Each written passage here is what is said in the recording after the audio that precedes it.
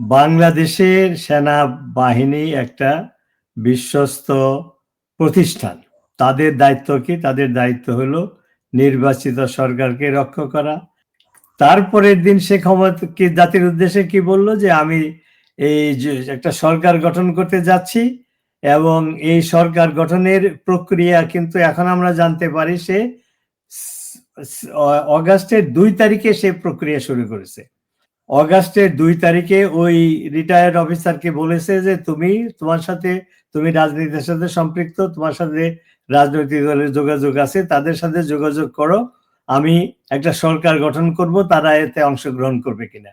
মুক্তিযুদ্ধ বিরোধী যুদ্ধ অপরাধে তাদের নেতৃবৃন্দ শাস্তি পেয়েছে, সেই জামাতের প্রধানকে সে প্রথম কল করে।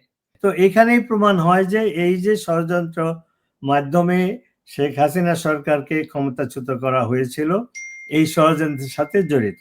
আমি জানি না যে আসলে এই সেনাপ্রধান